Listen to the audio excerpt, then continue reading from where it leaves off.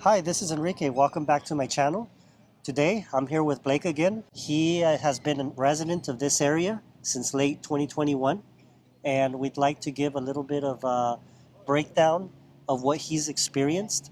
Obviously, right now, we're already entering 2025, and the housing market has been in a real spiral lately in this area, and we'd like to give a little bit of a lowdown about his experience here as a resident of this area of Florida. It's gone through a lot of changes over the years, especially around that time. Since when he moved here, there was a lot of mandates around the United States with COVID. And now we're in December and this place is really full. So Blake, can you give us a little bit of a breakdown about your experience here regarding the home sales, maybe the population growth, what you've seen ever since you've been here? Yeah, so getting here in late 2021, it was the height of everyone rushing to Florida. Like many of the California and New York migrants that were able to get out of there, we came down here to Florida, and it was pretty wild to see everybody rushing into this area. So at the time, housing was on its way up. We were at the middle of that sort of housing speculative boom. The COVID money was running rampant. Everyone was on the sugar high of the monetary heroin. Housing prices weren't terribly unreasonable, but they were on the way up. But the interest rates were a little bit low still at that time. And now what we see here, generally speaking, is prices are at all-time highs, but they're starting to turn. Okay. They're starting to turn over, and we're starting to see some price reductions. And in some cases in this area that we'll touch on with the recent hurricanes are massive price reductions. So still rates are pretty high right now, around 6.7, 6.8 for a 30-year fixed. So it's an interesting situation where we sort of have a stalemate, I think, between sellers and buyers, where sellers are saying, no, we want top dollar. Even though we bought this nice 4-bedroom, 3-bathroom house for $175, we want $650,000. And buyers are saying, that's overpriced. I'm not willing to spend that sort of money on this at this time. These past couple days, I've actually done some research online before I came out here to Florida. It's always good to see different housing markets to see where they're at. I do have the ability to be able to purchase a property out here if I wanted to, or any other part of the United States. The only thing is I'm waiting to see something that actually looks like a pretty good deal according to what the prices are. So this area, I have seen a lot of properties that they've been discounted this past year, somewhere between 15 to 20%. I've seen price reductions over the last year or so on different properties where the people are in delusion. They think that the property can get sold for a certain amount of money, and 6 months down the line, there's just several price reductions. And if there's people out there that watch other YouTube channels, you have seen that they've talked about that too, about these price reductions. I'm trying to see if maybe there's even price reductions over 50%. I haven't found any yet in this area. Possibly another area south of Florida, maybe closer to Miami. Maybe over there you do see the price reductions even greater. But in this area, I don't see too many listings that have had the price reductions. But again, there are some nice houses out there for sale for people who can afford them, great. But I really do think that it's still somewhat overpriced. It doesn't look like there's too much of a homeless crisis here. I don't know if maybe Blake, you can touch a little bit about that. I know in Florida, I don't really see it too much, but in California, the homeless crisis is just out of control. Some of these houses are very, very expensive. They're going over 500 grand, even closer to $1 million. And as soon as you step out of your property, you see people living in RVs. You see people, homeless people on the streets.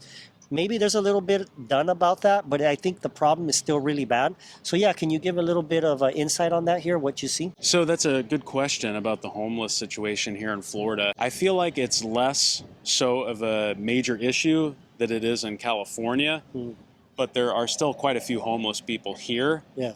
I believe that the states that are the warmest have the most homeless population, and then of course as well as some of the states like Illinois and New York and such. I feel like in Florida, they try to do a pretty good job of keeping areas clean and keeping not just homeless people around, but if they're being unreasonable and they have trash everywhere, they're harassing people. I believe that Florida doesn't put up with that.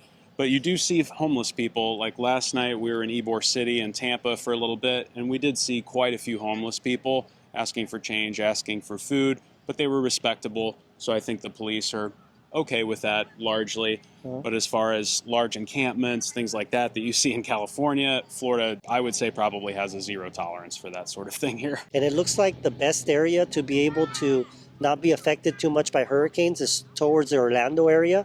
I know that there's a lot of theme parks out there. I think they did an excellent job of picking the right place to put all these theme parks in Florida, because everywhere else you have more of a risk of getting hit by a hurricane.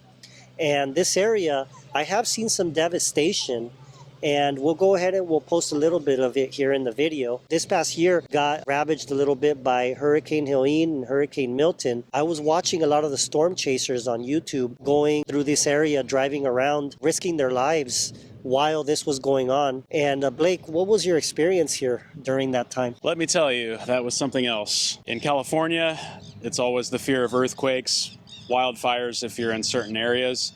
But Florida, with the hurricanes, it's definitely something to not take lightly. It was pretty stressful. Honestly, that's one of the biggest things, was just the stress and anxiety of preparing, knowing that it's coming, not knowing exactly where it's going to hit, exactly what time it's going to hit.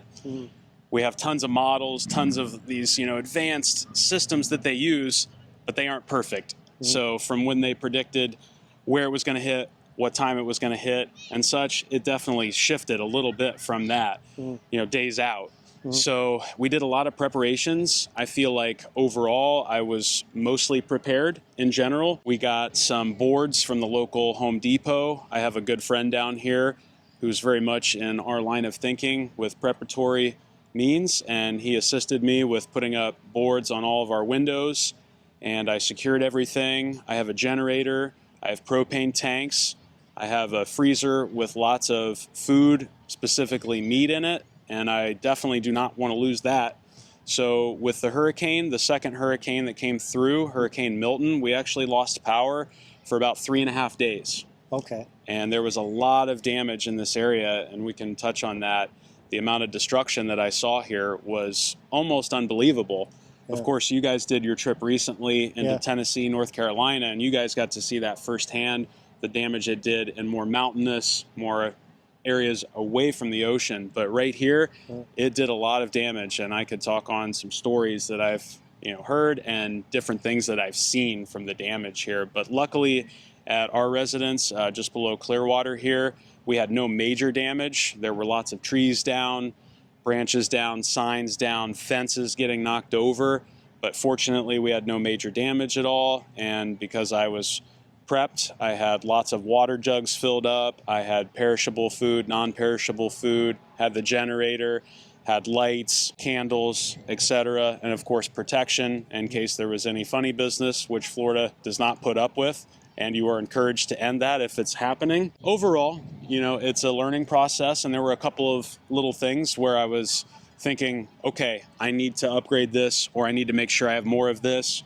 along those lines. So it was a good wake-up call as well. Out of all the things that you did to be able to prep for something like this, where do you think that people can improve, or what do you think is the most important thing that people should touch on for emergency preparedness for something like this? Because this could happen again. Maybe we have a couple viewers that are in areas that are prone to hurricanes, or maybe even earthquakes. I know I have a lot of my viewers over in California, and then obviously different viewers around the United States. What do you recommend? So that's an excellent question. I think that having the basics of food and water and protection are absolutely essential. From there, energy. Do you have the means to acquire a generator? Mine is a dual fuel, so I can get either gas and or propane and run it on either of those. Wow. Which adds some flexibility. Yeah. So if you have the means to that, it's definitely a great option, especially if you have a lot of perishable items like I do. I was even able to run my air conditioner in the bedroom that I have separate from the whole home system, so I could sleep comfortably at night if I wanted to run the generator some during the evenings. So, but I would say focus on having the water. I was able to get these 5-gallon collapsible jugs, and I filled up a ton of those. And so I had water on deck for a good while. And of course I had a bunch of food. I mean, I've got a good stack of food to where I can last a while. But we were talking on the way over here, and I was telling you on the islands here, the folks that got hit by the second hurricane that came through, Hurricane Milton, there were a lot of high winds and a lot of damage in that nature. The bridges were shut down for days. You were stuck over there. Naturally, they did have emergency response folks trying to go over, but if you had nothing ready to go, or you needed medications, or you had no water, no food, that would have been a very bad situation and potentially life-threatening. And I do believe there were a handful of folks that may have lost their lives. So it just goes to show you need to do your preparations and be ready, even if you're not in an area such as Florida. Yeah. You could be in Iowa, you could be in North Dakota. What if something happens more serious with funny business? The grid goes down, there's an attack, whatever it might be. You might think, well, I live somewhere where I don't have to deal with a hurricane or an earthquake or a tornado, but you should still be prepped, in my opinion. Oh, yeah, great. And the thing is with Blake, I've known him for several years. I think I've known you for about a decade already, actually. And so ever since I first met him, I did notice that he had a very good instinct when it comes to prepping, when it comes to saving. He's also a big proponent of having gold and silver and to be well diversified in that area as well, because you have to be able to protect your wealth, you have to be able to protect your assets. And also this comes with the fact that I think I've mentioned in the past, and so has Jeremiah Babe. If you have watched his channel out there, I highly recommend it. And but we talk about training as well. It's very important to have some sort of training, and obviously you want to be able to prep, because at the end of the day, when everything hits the fan and you have people coming after your assets, you want to be able to protect them as well. But yeah, I have seen Blake over the years. He has had that of an instinct, and I followed a lot of his methods. And one of the things too is I really do admire that he's actually one of the only people besides JB that I know that I can trust if something goes bad. I know that these are people that I can count on. It's very important for you out there to also have a plan, a circle of friends that you can count on as well. And that's very difficult to be able to have in this world right now, especially with all the narcissism going on and the selfish people. And there's just a lot of unprepared people out there. I feel like over the years, that's what I've ran into, just a lot of people that they don't have their priorities straight. And also, another thing I'd like to touch on, Blake, is the fact that the housing prices have gone crazy, right? And but where do you think that these housing prices will go? Let's say right now we're going to be entering 2025. Do you think that with this new administration that's coming in, do you think that the prices will stay stable? Do you think the prices will drop? What's your conclusion on that? So with regards to the housing prices, it's a very interesting topic and one that's extremely hard to predict. But my general thoughts and opinions on the matter are that we see prices elevated way too much. Prices are too high for the average American to afford them, especially in areas that have boomed, such as Florida. So in my opinion, I believe that we are going to see a continuation of price reductions and potentially drastic price reductions. So as we mentioned, we've been starting to see some price reductions here in this area. Listings have shot up completely. So during 2020, 2021, if you look at a chart of listings of houses, it went down, down, down, down, down. And then since 2022, it has shot straight up. So there are a lot of houses on the market. So some sellers have been willing to start cutting the price, but the buyer demand is also not there because everyone is pretty tight right now with the economy, with inflation that's ravaged us over the past few years here. So people aren't necessarily willing to spend that extra money on a house, and having higher interest rates. And in Florida specifically, they are absolutely jacking up the prices of homeowners insurance. Oh, yes. Massive price increase on that, as well as property taxes are still a thing that you need to pay attention to as well. So when you start adding these things up at the current times, it is cheaper to rent than it is to buy. For my situation, we are renting, and I have been looking at houses for a while, but I just cannot bring myself to overpay for something. You have to be sure, everyone's situation is different. So if you love an area and you are set on it and you say, hey, I'm going to live here another 10, 20, 40 years, whatever it is, I'm good, then I think you should start looking for deals. and start that process. But if you're maybe not sure you want to live somewhere for a long period of time, it might be a better option to wait it out, because I think ultimately we are going to see potentially a massive decrease in prices. Currently, with the administration coming in, there is a lot of hype on it's going to be right back to good times, everything's going to be great. I surely hope so, but the piper might need to get paid, and all of our debts, all of our complete monetary system that we have really screwed up over decades, we might need to see some rough times before we see the good times again.